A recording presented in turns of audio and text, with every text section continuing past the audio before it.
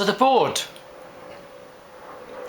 Well, I inherited a board when I arrived, and some of them, I think, felt they had to take a very active role. A, because they cared about the institution and it wasn't working the way they wanted it. But for me coming in, I didn't want a board that would, how could I put it? I wanted them to support me.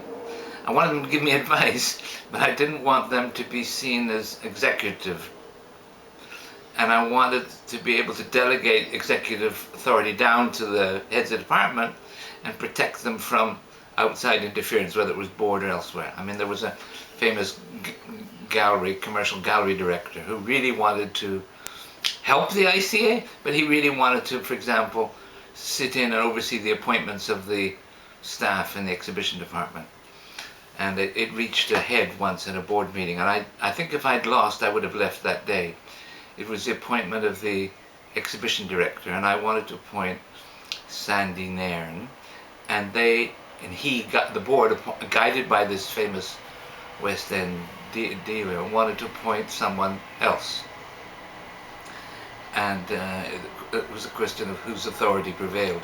In the end, the chairman backed me. In the end, I appointed Sandy Nairn. In the end, all ended well. But it could have gone the other way. And there were other times when the board, I thought, took very, very good action. I showed them a film that the staff had been encouraged to understand that they could, in their own areas, make critical artistic decisions, but if something was likely to be problematic, be against the law, create commercial disaster, whatever, they had to bring it to me and justify why we should take the risk. And there was a film from Germany, Taxi zum Klo, which was about, well, it had homosexual scenes in it, sexual erotic scenes in it, and it was a bit dodgy in terms of the law. And the film guys came and showed it to me, and then I said, well, we better let the lawyer look at it. The lawyer looked at it and said, yes, you could be in trouble, but it's an interesting film, and he gave equivocal advice about what to do.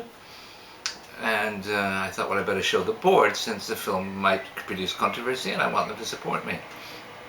They watched the film, or most of them, and there were people like Simon Jenkins and Lawrence Harbottle and the recently just sadly deceased Hilary Rubinstein. And they came out of the cinema and they said, we don't think you should show this film, Bill. And I said, but I want to. And they said, okay, well, if you do, we'll back you, but we don't think you should. And that was a really interesting decision, because here was, they recognized the merits of the film, and I think they wanted to protect the ICA from the onslaught that might come if the press went to town on the organization.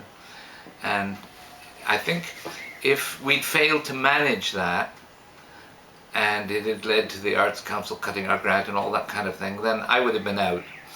But at the end of the day, what happened was they said, okay, and the staff, including Sandy Broughton, the press officer I talked to you about, and the cinema director, they all managed it really well, and the film was a great success, and it was an important film, and it was good that it was shown in England.